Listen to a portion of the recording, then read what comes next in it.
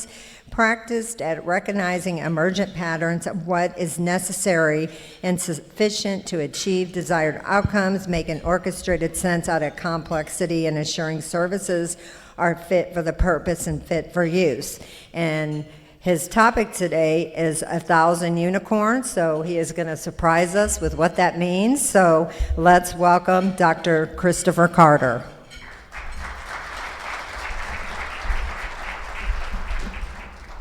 All right, thank you, Kim. I hope everybody can hear me okay. And it sounds like there's a little echo, but that's all right. So I'm glad to be here today, and I'm going to talk about several things, and in the context of this 1,000 unicorns topic. So when we think about cybersecurity, we often think about it just in a very practical sense of what we do every day and how hidden some of this is from the people who benefit the most from it. So when does cybersecurity get noticed is when it doesn't work effectively, when something goes wrong. And then everybody's talking to cybersecurity, or why didn't you prevent that issue? And you say, well, we prevented 35,000 of them last week, and one got through. So let's talk about these unicorns. Why unicorns? What does that have to do with anything? So unicorns are a couple of different things to different people. Of course, something highly desirable but difficult to find. That's the beautiful one-horned animal of fantasy and myth, right? They're one of a kind, and really rare and hard to find. The unicorns, though, what we're talking about is a startup that is valued at $1 billion or more. So you exit being one of those unicorns either because your value drops or you IPO and you're no longer privately owned. So there are exit strategies for being a unicorn. But you think about what $1 billion valuation is. Didn't used to be quite the same as what it is now, $1 billion. Hey, everybody's got $1 billion, right? And then this mythical idea that it's not even real. You know, the idea of a unicorn is that they don't really even exist. So when you look at the valuation of companies, I was going through the list that was published of the 1,000 unicorns by Forbes, and I was looking at what their sales are. Many of them have something like $2 million in sales last year. Okay, so how many years does it take at $2 million a year to get to $1 billion of revenue? That takes a long time. We're going to talk a little more about that. So unicorns have something the others don't have. So we're going to talk about that as well. So in the context of cybersecurity, you know, something that's essential for all businesses, but actually very difficult to achieve. Like the comment about, you know, we blocked 35,000 last week and one got through this week. Can you achieve 100%? You know, I've interviewed people for firewall jobs, and they proudly said, at my last job, we never once had a breach in the 5 years I was there. You don't know what you don't know. I said, what kind of SIM did you use? Oh, we didn't have a SIM, but we just looked at the firewall logs. I said, then how do you know you weren't breached? You know, the firewall logs are only showing what you've configured them to show. You show people going out in TLS session, are you Are you doing TLS breakout? Are you inspecting every packet? How do you know that that TLS session is not a command and control session exfiltrating all your sensitive data? So if somebody tells you they've never been breached, take that with a grain of salt. Very difficult to achieve. It's also, from the unicorn perspective, constantly evolving. What makes these startup companies worth $1 billion or more? It's because they have an idea that is marketable, that they've figured out how to monetize, that the investors are willing to invest in. It's the investors that call them unicorns and say they're worth that $1 billion. That doesn't mean their sales are projected to be $1 billion in the next 5 years, 10, who knows how long. But the investors think it's a good investment. And it's a little self-serving because the better you make the investment sound to the other investors, it raises the value even more. So there's a way of exiting being a unicorn, and that is, like that healthcare group that was going to test blood, and then everybody was going to know everything about their possible genetic disposition for disease, but they kind of overblew it. 20 years in prison's a long time to spend in prison for that. So then that elusive goal. So what does a unicorn, not a cybersecurity unicorn, but any unicorn, try to accomplish? It is to succeed. You get that investment, you get that interest, you start doing your business, and it's got to continue.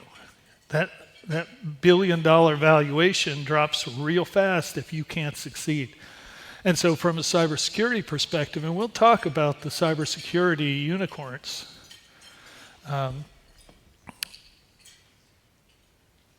you use frameworks, you use standards, but there needs to be some innovation. Standards and frameworks are not enough to solve the problems. So what Forbes said is we've reached 1,000 unicorns, 1,000 privately owned businesses valued at $1 billion or more. And there's some that are very recognizable names, and if you read through that list of 1,000, it's like spell check can't play with that list and not underline everything with red and say, these are not words, these are made up. But in 2013, it was no longer just that fantasy, it was actually a company that was worth $1 billion in the investor's eyes. Since then, there's been a lot of change. I'm not sure if this is causing an echo or not.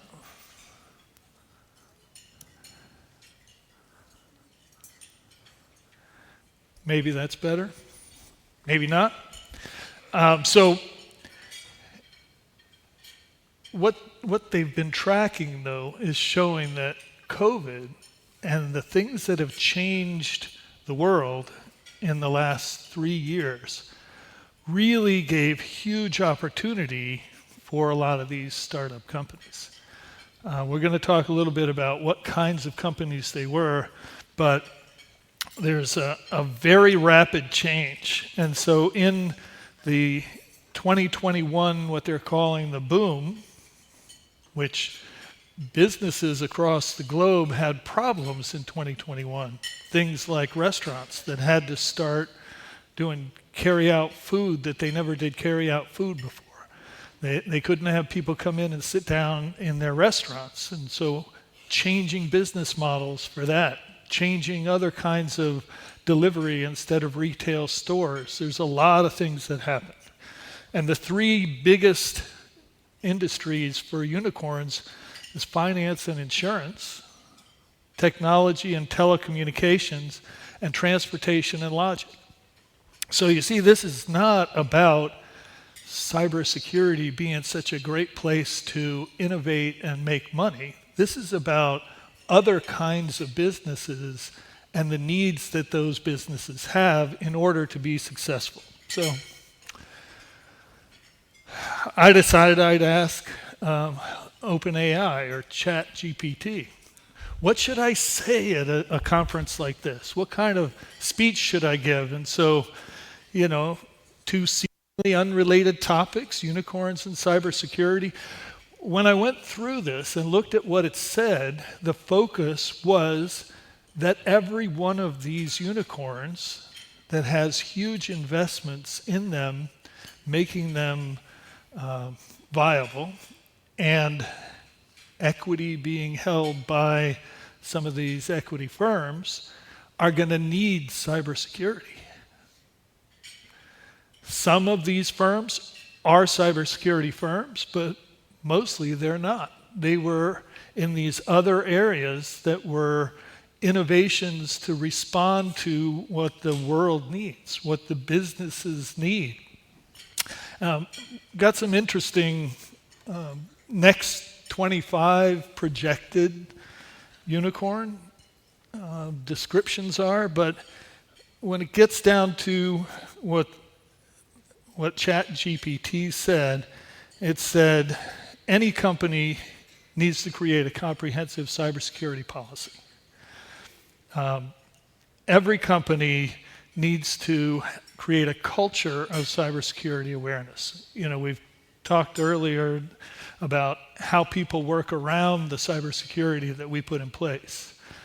You have to anticipate that not only are the adversaries innovating every day, so are your users. Your users are figuring out what's inconvenient for them and how they can do it without following your rules, without following the protocol. So, a very easy exfiltration for an insider is to open up their webmail, start an email, attach a bunch of files, and save it as draft. What visibility have you had to that? It was a TLS session through your firewall. Your DLP is probably not going to see that at all unless you do SSL breakout and the TLS and you're looking at the session and then you go back and figure out, is that person doing something appropriate or not? By the time you've done all that, your data's out there. And it's in a draft in some webmail that you never saw. It never went through your email system. Users figure those things out real quick. They try something, it doesn't work. They try something else until it works. So it's part of that culture. You have to get the people who are business users. They are not phishing experts. They're not malware experts. They don't know what a pop-up that says, oh, you need to authenticate again, put in your username and password. Are they looking at that and saying, I wonder, is this correct? No, they're going, damn thing, I gotta type it in again. And they type in their username and password again to anything that pops up on their screen because that's what they have to do in order to keep working. And that's what they want to do, is keep working. So we need to build our systems resilient enough that even when the user doesn't do something right, the system recovers or is resilient enough to continue to work and the whole system doesn't crash. Now, ChatGPT is fun. Now, I don't know how many of you have tried going into the OpenAI. So, I asked, what is a unicorn? And of course, it talked about the typical mythical creature. Then I said, what is a business unicorn? And it gave the standard response. So why did I have to say what is a business unicorn? If I asked what's a unicorn, and it knew what a business unicorn was, it didn't give me the truth, the whole truth, and nothing but the truth the first time, or it would have said, it's more than one thing. It is both the mythical creature and it's the business valued at more than $1 billion. And just one example. So I asked, does Forbes list unicorns? Sorry about that. And it said, no, Forbes doesn't list unicorns. So I asked, why does Forbes list unicorns? And it gave me a great answer. So how you ask the question, and this is not just ChatGPT. This is asking the question of your users, asking the question of your CEO, of your budget office. When you're talking about the risk of cybersecurity, what questions are you asking? How are you answering their questions? And are you answering in a way that gives them really what they're looking for? Because when they want to know what's our cybersecurity posture, how do you answer that question? You say, well, with the tool we have, through the CIS 20 or whatever tool you use to get your spider diagram of how you compare with the industry, are you actually getting the information that they're looking for? Is that what they're looking for? Are they looking for a bottom line? Like, we're 85% sure that today we won't be taken down with ransomware and business will be shut down for 5 weeks. Who in the room is ready to say we cannot be taken down by ransomware? It's not an easy answer. Is that what they're looking for? Is that what the CEO and the CFO want to hear when they say, what's our cybersecurity posture? Is the real answer of what the possibility is and how many different, like I talked about, some tens of thousands of things blocked, but one got through, and that one is enough to take down the business? How do you answer? So you look at why Forbes lists unicorns, and it's to celebrate the world's most valuable companies. One of the things that the unicorns almost always are doing is an innovation. That's what makes them valuable. It's something people are going to want and something that wasn't there before. So just a couple of other things. I asked the same question multiple times, different ways, and get different answers.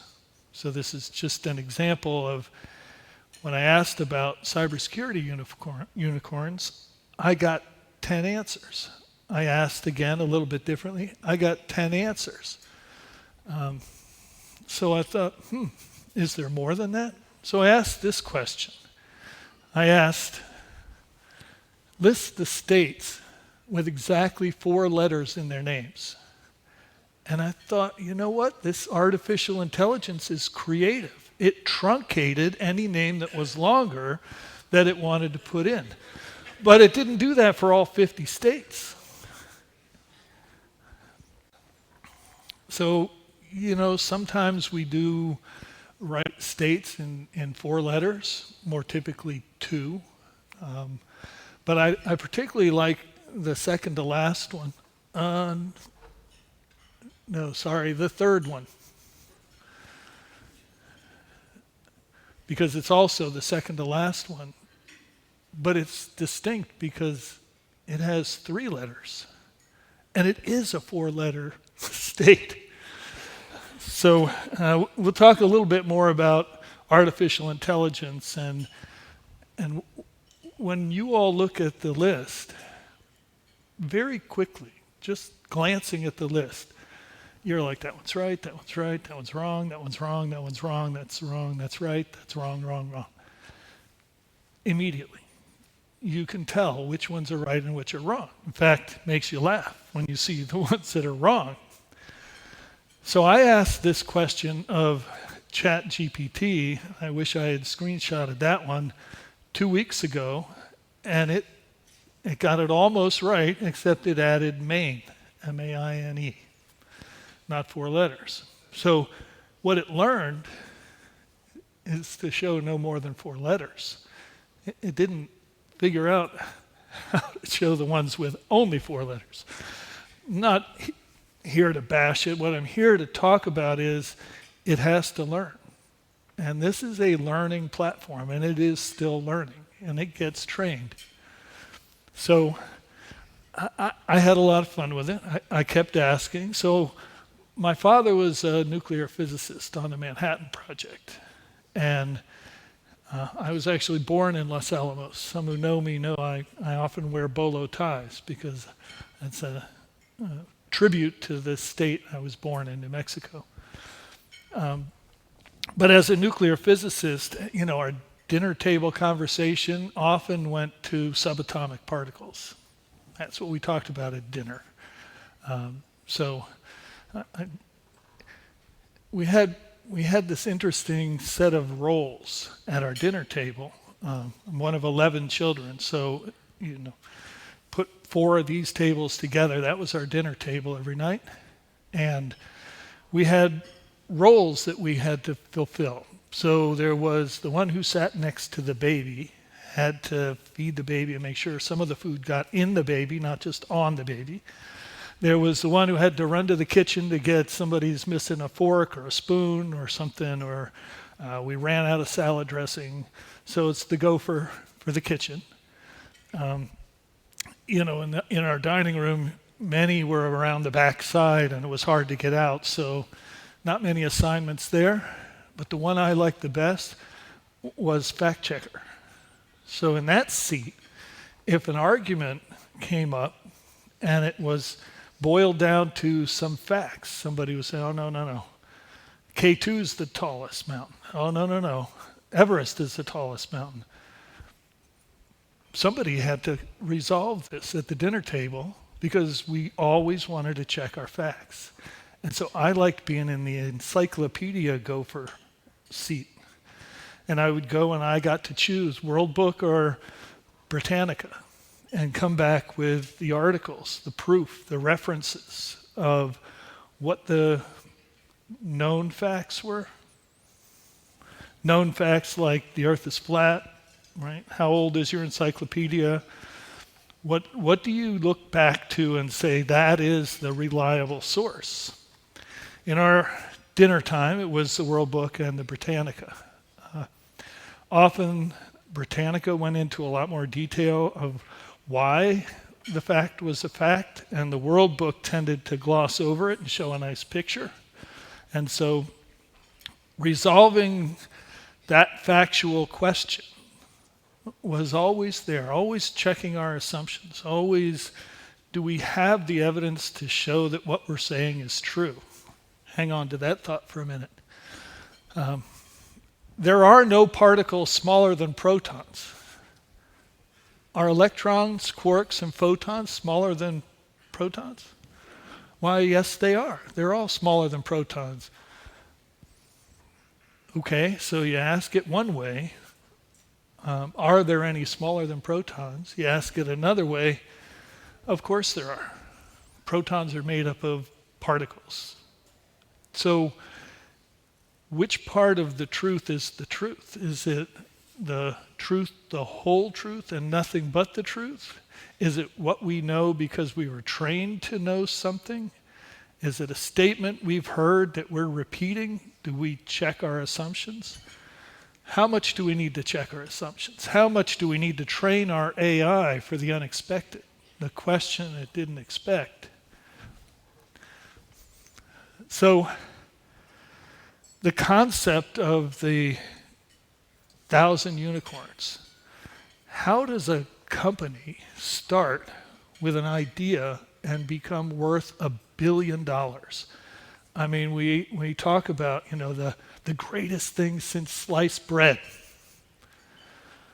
I don't know, do people that use pita and naan, do they care about sliced bread? I don't really think so. I don't think it's such a great invention for some of the cultures in the world. In fact, I'm trying to remember the last time I bought sliced bread. It was a great thing when it came out for those people who wanted their bread sliced and were busy slicing their bread manually. That's great. Well, what about now? So look at some of the ideas that people have come up with, and these are the next unicorns that Forbes has identified. The ones that investors are willing to invest millions of dollars in. It's a little small, so I'm going to just look at it closer. Founded a company to help immigrant employees send money back to their families. Likely to be worth $1 billion investment.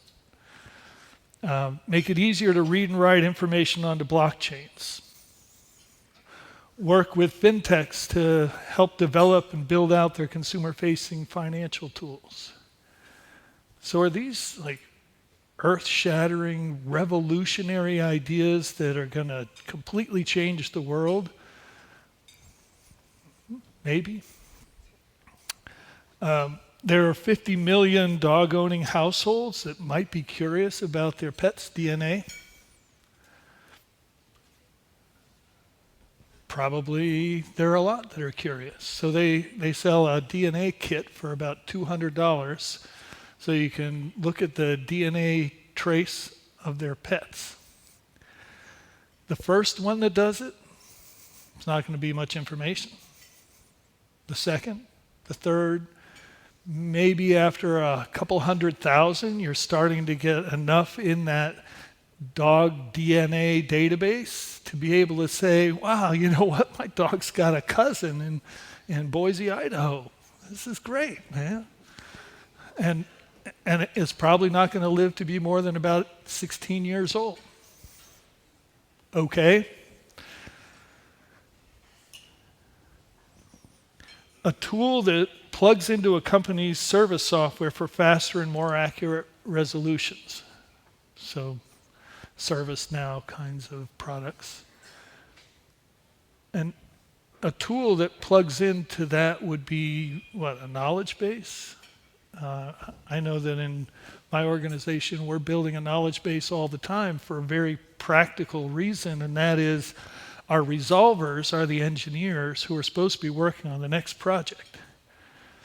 When something comes up at the service desk, we want the service desk analyst to be able to solve that problem for the user without bothering the engineers.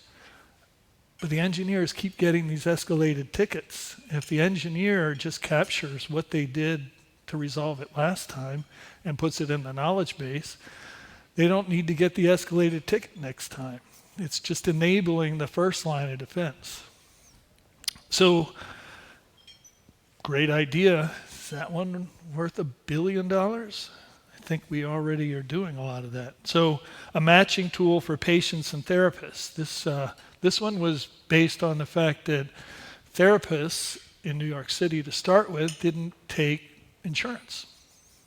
And so people were not getting the kind of mental health care that they needed in New York City because the insurance wasn't linked to the therapist. The therapist had not registered with any of the insurance companies. And this tool allows those insurance companies to register and then provides a database for people who need therapists to go and look it up. Pretty simple idea. Forbes thinks this is worth $1 billion. Maybe it is. I mean, what could be the benefit of people actually getting mental health care in this country?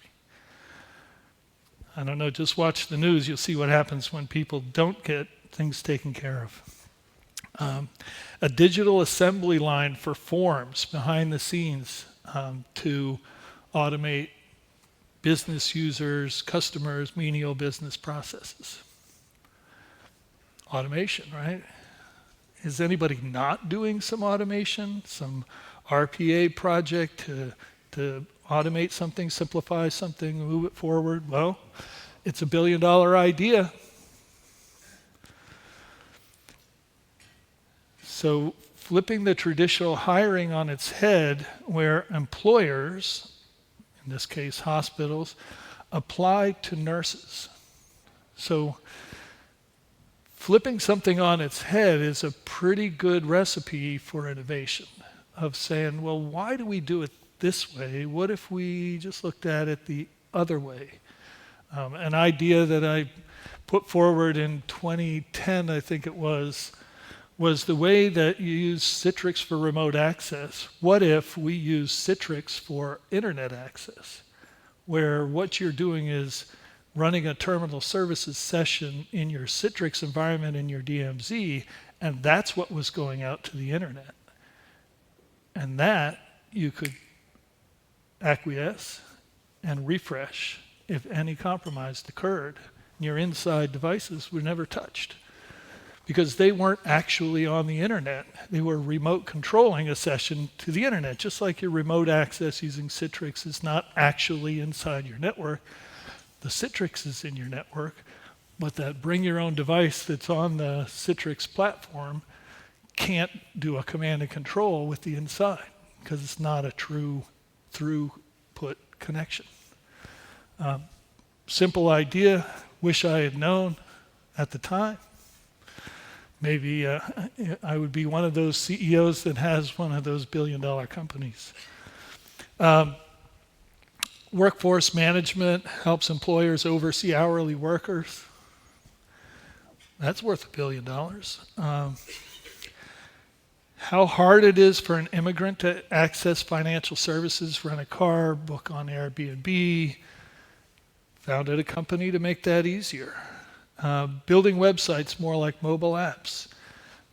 Letting developers configure the front end of a website and implement a variety of back-end APIs that already exist. So any one of these is a good idea. These are the ones, and there's many more. There was 25 of them. I kind of went through them trying to understand what does it take to be a unicorn? How much of a good idea do you really have to have? And how different does it have to be? And what are the investors looking for? I can just imagine the Shark Tank going on for each of these where they're talking to the investors. It's an investor call and they're getting, a $250 million infusion because they're going to make it easier to manage your hourly workers. And somebody's willing to invest $250 million in that and then value your company at $1 billion. And hopefully you actually make it happen the way you said you would in the sales pitch to the investors. So this brings me to a concept of ideas that come to you from your staff. Do you act as a shark tank for your own staff? Do you listen to their ideas? Do you listen to your users? Your users are telling you, I hate doing this thing. Or maybe they're not even telling you. Maybe you need to stand with them, watch what they do, and say, why are you doing that? They say, well, because the data's over here, and the data's over here, and the data's over here, so I'm gathering that data and putting it in a spreadsheet and creating new columns, and I do this every month. That's 50% of my job. Have you seen the portal we created for your coworkers that has all that data and it's 3 clicks for you to get that report? No, nobody told me. Well, somebody else came up with that idea. Wouldn't it be much easier if we just put that data in a data warehouse and then had a portal dashboard that we could just generate that report? Sure, they worked in a different department, but they're working with the same data. So is that a huge idea for your business to have something as simple as pull the data into a data warehouse and make it available for the business users to see what data they need and then make it configurable? Sure, every business should be doing that, right? Why would you let your users continue to do things in a very manual way? But if you're not listening to them or watching them and seeing what they do, how would you know that's what they need? Do the users articulate their needs properly to your PMO, to your business analyst, to the people in your company that can actually translate that into a solution and make it happen? The people that work for you Doesn't matter if you're here as one of the vendors, here as a CIO, a CISO, somebody else in a business that's not in the cybersecurity business. When people bring you ideas, sort of play the Shark Tank view of maybe that's a really good thing. Maybe you should survey your users and see, is this a one-off that only one user needs, or is this something that would be very valuable across the whole organization? So I'm trying to learn the lesson of what these investors are seeing in these ideas of not just, is that idea useful to one, but is it useful to enough that it's $1 billion idea? So this is just an example of cybersecurity lens on a business that's starting up. So this is a business that is selling the previous company and realizing the notary failed to sign. So where this is going is this company's going to do online notaries. So if you look at what's there, and I hope you can read it, I know it's a little small, but created a company that's going to do secure online notary services. But look at what needed to be done for this company to be successful. So what I've got at the bottom there is rhetorically for the audience. I know that you all have some great ideas related to these questions, but what does this company, who is potentially one of the next billion-dollar companies, that has a lot of investors that are expecting them to be successful and prove that what they're going to do is not only useful but sustainable? Because these billion-dollar companies, somebody's investing millions in them. So from your perspective, what are the cybersecurity needs for online notarization using cameras that's as secure as being in person? You know, we think about what it means in person, that somebody walks in the door as a notary and they're going to stamp it and they're going to sign it. What is it that you're trusting there? You've never met them before. Just because they've got a little piece of metal stamp that, you know, embosses and they put a signature on, does that mean anything? Do you really trust that? What difference does it make then whether they're coming in over video and they're using a digital certificate versus that stamp that they can emboss and sign? Sure, it's probably just as secure because, frankly, I don't know that it was secure to begin with in person, right? You don't know that notary. Who are they? Just because they signed something doesn't suddenly make it the golden standard. Also passed legislation allowing virtual notaries. So there are a lot of restrictions on what businesses can and can't do. Some of it's highly regulated, some of it's not. Some of it's just how does it fit into an existing law and does the law allow it or not? And so advocates for changing some of the laws, maybe privacy laws, maybe some of these other laws to allow these notaries, how do you prove to the lawmakers that what you're proposing is secure and is going to be satisfactory? So in this case, digital notaries, but there's lots of other models. And also proprietary identity verification tools this company's coming up with. So as a cybersecurity company or expert, what would you do to be sure that those identities are what they need to be? Digital certificates, is that as good as those embossing stamps that notaries used before? When you make a photocopy, a screenshot, how much of that carries through when those documents are relied on later, but they were digital and people have screenshots of them? You know, take a screenshot of a DocuSign document. You got the little box that has your name and the number at the bottom, but how can you actually verify any of that unless you have the original digitally signed document? So every one of these unicorns, these companies that are getting millions of dollars of investment and would be worth $1 billion or more, many times that in most cases, are going to need cybersecurity. And that's what ChatGPT told me. Right? It's not that cybersecurity companies are the next unicorns, but that the unicorns need cybersecurity, just like every other business. So then I asked, list the top 60 cybersecurity unicorns. And as I went down the list, I saw a lot of them that I have contracted with, that we've put in their tools, a lot that I haven't recognized yet. I'm looking for smiles around the room of, yes, that's us. Yeah.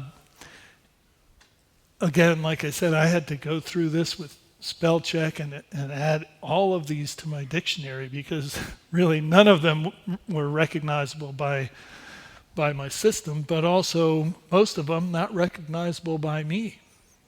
So there's a need for these companies to sell their products in order to be worth the $1 billion or whatever the investors are giving them at least for payback. So when we think about that, when we think about the value of a company, it's not for some asset they have like some number of thousands of acres of land or a pile of Brazilian rosewood that's no longer legal to cut down. I'm a luthier, a guitar maker in my spare time, and I'm always looking for some Brazilian rosewood. So I can get East Indian rosewood easily, but not Brazilian. However, if somebody had a warehouse full of Brazilian rosewood today, it would be like that $250 bottle of scotch, right? A 25-year-old scotch. Somebody put it up 25 years ago into a barrel and has been holding it there. So if you've been to Scotland or Ireland and been to any of the distilleries, I was there a couple times in the last couple years. I think I've visited 7 countries since the pandemic started. That was good. It was actually cheap to fly, cheap to stay, not crowded. There's an angel share. There's an inherent loss of some of the alcohol content in those barrels of whiskey as they sit in the distillery. And so somebody invested enough to put that whiskey in that barrel 25 years ago with the future cost of money, an estimate in their head, maybe on paper, maybe on birch bark. I don't know what they were doing 25 years before they bottled it. So that 25 years is just until it's bottled. It's still in the barrel for 25 years for 25-year-old whiskey. So there's forethought in that. There's investing for the long term. These investing firms are investing in these companies for the long-term return. So a couple of them, I went and looked at the details, and sales last year of $2 million. They're valued at over $1 billion. So how does that happen? How many years at $2 million of revenue does it take to get to $1 billion valuation? Quite a bit. But there's some great companies up here. You know, and most of these companies started with an idea. And some of these ideas, frankly, from my perspective, a lot stronger than those ones that I was just showing about making it a little bit easier to build a website or making it a little easier to make a payment back to an immigrant's family back home that's having tough times with their economy. So, of the unicorns, 45 of the unicorns identified as cybersecurity companies based in the US. 7 of those companies, the cybersecurity companies, were in Israel and 1 in China. So Israel is very strong for cybersecurity unicorns, startups. I think, we've seen some of their products. I'm not going to try to name products, but we've seen how there are some really good cybersecurity functions coming out of Israel, but also China.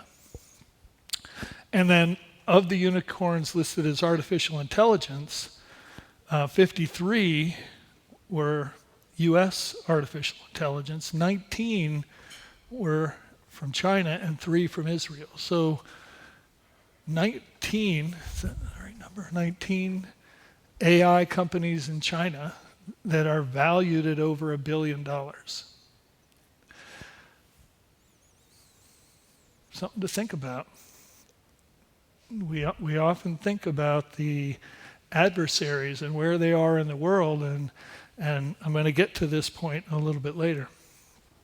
So, what are the opportunities? The population is now over 8 billion for the world, and growing fast. This is just a little screenshot. If you actually go to this tool, the link's at the bottom. If you go and you watch, it's incrementing. So in the middle of the day, the deaths today of 74,000, that was at about noon. And so this number is constantly increasing because the births outnumber the deaths. And you think about what exponential means. For every one of the people on that 8 billion, their concept of self-realization may be to be a parent someday. So if 8 billion people become parents, maybe half of that, because it takes 2, well, does it? These days it may not take 2 to make babies. So that's growing really fast. Look at that curve. Look at that curve. That's the world population. There's some milestones there. 100,000 in 1525. Looking back to the left, it was very steady at just about that number for about the last 800 years. And then 1 billion in 1804. That's a pretty big increase, right? In that 300 years. But look what has happened between 1973 and 2023 as it's doubled. So exponential growth. So when you think about a unicorn that could get, I don't know, $100 sale to 8 billion people, it doesn't take a very big leap to say that if you could make a sale to any and all of those 8 billion people, what, you need $1 to be an $8 billion company? $1 from each person? I think about the taxes I pay, and I think, yeah, our federal government's a unicorn. So to reach $1 billion, only 10 million need to buy it out of 8 billion. Or out of the 333 million of the US at $100. So that DNA kit for the dogs, it sells for about $200. There's 55 million households, and they only need 5 million of them to buy that kit to be worth $1 billion. Not bad, actually. That's less than 10% of the households with dogs need to buy into that model. Is that worth a gamble of investing in a company like that?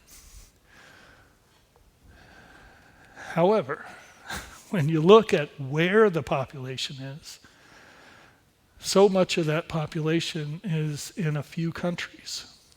A couple of them up there with a 1.4 billion people in that country and growing fast. And some of those countries are already very crowded and are not able to sustain that kind of growth with the food production, with the energy. So you notice that USA, while up there, is definitely not one of the biggest. And so when we look at some of these things, these are also motivational factors for good ideas, for unicorn companies. So, you know, those ideas that were listed, things like, you know, make it easier for mental health patients to find therapists. And some of these numbers, they just sort of jumped out at me when I was looking at $57 billion spent on illegal drugs this year. $57 billion on illegal drugs. No wonder the cartels are doing hand over fist business, right? That's who's getting this money. A couple of others, 34 million computers produced this year. Every one of them needs an EDR, right? Every one of them is going to have a user who's using it, maybe multiple users, that need to register their biometrics on it in order to do multi-factor authentication. We heard earlier the SMS multi-step authentication. Not the best way to go. True multi-factor is better, but you've got to register that somehow, typically on the device, because you want to match without having to do the match remotely. It's a local match. You think about the PIV card or the CAC for the military, the way those do is it's a match on card. Nothing is stored on the computer, but the card then represents this is an authenticated user because it's a match on card. So do all of those computers, those are just the new ones, right? They all are going to have users, and that's not nearly enough to serve the billions that are coming online in a couple of years. That 8 billion includes those who just are hanging on and those who just came into the world. Some of those are going to be those digital natives we talked about earlier, and they're 3-year-olds who can already figure out the workaround of your cybersecurity.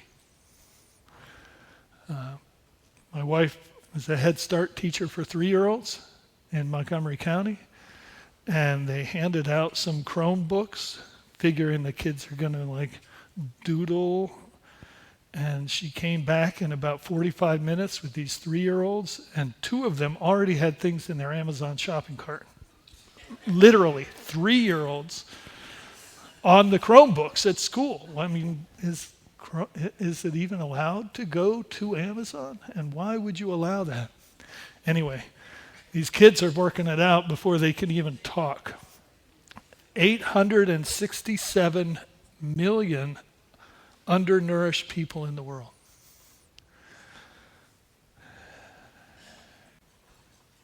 That's a pretty big number to think about that don't have enough food.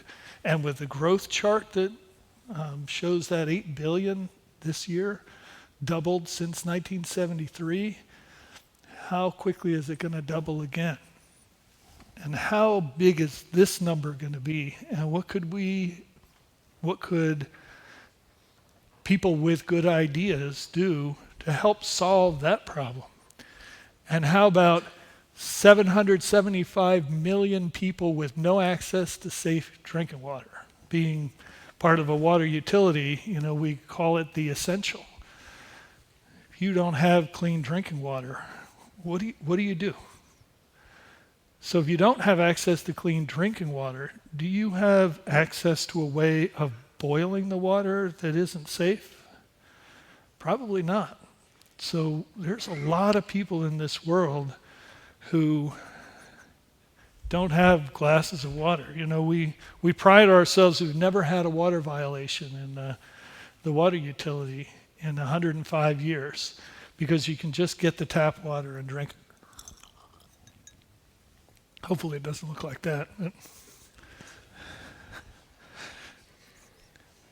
But you think about what that means to be able to just go to the tap with a glass, drink, right? Sort of take that for granted, don't we? But those 775 million other people don't. Could we solve that with a couple of unicorn ideas?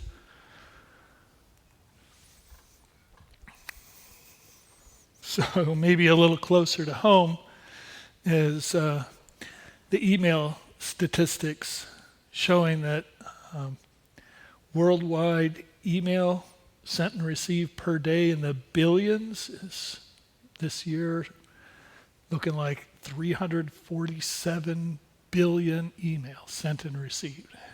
What percentage of those need to have something in it that can get past your defenses for your cybersecurity to only be 99% effective? And 99% of 350 billion leaves a really big 1% of stuff that's flying around that can be malicious, and your systems have to deal with it. You can't expect your users to recognize every one of those emails that might have a problem. If you're counting on your user as your defense, you're missing an opportunity, a huge opportunity, which is to make your systems resilient enough that if the user doesn't recognize it and clicks on it, it's not going to take down your whole system and shut your business down for 5 weeks or so. We'll talk a little more about that.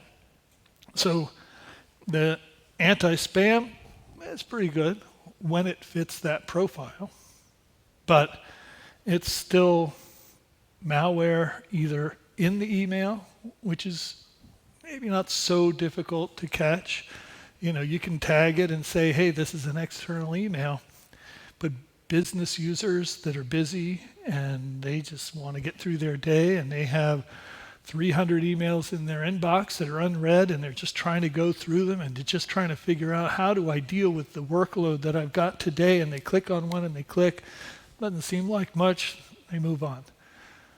Did that just compromise your whole system? Is that potentially the ransomware that is going to cause your business to shut down for an extended period of time, or pay ransom, which may or may not actually get your system freed up? So a little bit more about the motivation factors. You look at some of these ideas from a Forbes investor perspective, and what is the next great idea?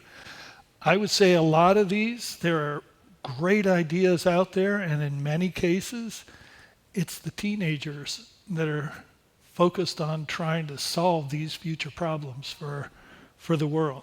So things like the environment, more than 1.7 million acres, what they call desertification,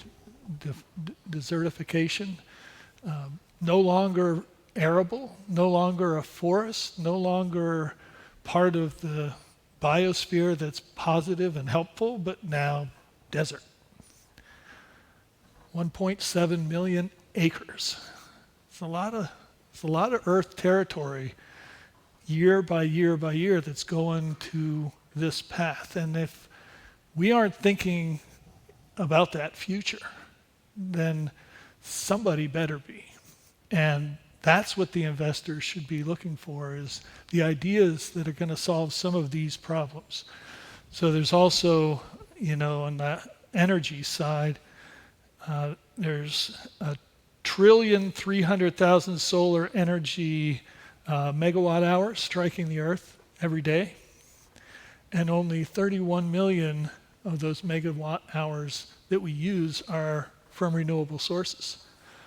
I happen to have my bachelor's degree from the University of Colorado in 1982 was environmental design with a minor in solar in 1982. That's what I was thinking then. As a 20-year-old, I was thinking that's what we should be doing. It's not really what I'm doing these days, but there are companies that are, and some of them are worth $1 billion because they're finding a way to leverage that free resource that's hitting our earth every day and turn it into something we can use, and still, what a small percentage is from renewable resources. So, what's your cybersecurity motivation? So, cybercrime went way up. So think about what's happening with our companies who are innovating when we hit the pandemic and things needed to change. And there's lots of innovation going on. Some of the unicorns are ones that were responsive to that. Things like DocuSign that allow people to continue to work remotely without passing those folders from office to office with somebody bringing it in with a little sticky note that says, sign here, and then take it to the next person and sign here. And now it's signed.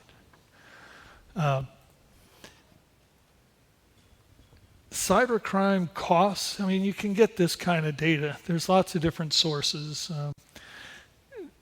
The average cost of a data breach, $120,000. That's a small data breach, and a big data breach averaged out. $120,000 is pretty expensive. How much would you need to spend to keep that from being your data breach? And would you spend that if you knew that was going to happen? So we hear people say it's not a question of if, it's a question of when. And so we're going to talk a little bit about that. But then on the other side of it, security-driven AI has been shown to have some of the best response. I'm being told my time is up, so I'm going to move to a couple of others here.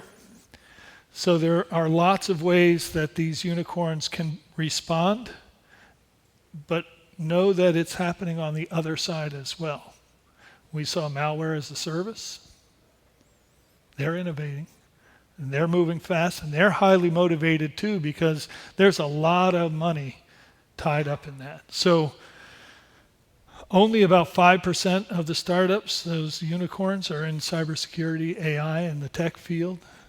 But there's a lot of need and a lot of good ideas. And so just a real quick comment about where in the hierarchy does a startup target any one of these layers. And we could think about whether your company has its mission essential functions satisfied with COOP and resilience and disaster recovery and able to just function, and what does it take to be sure that the next ransomware attack is not going to stop you at the very base before your business ever gets to be self-realizing and achieving all of its goals.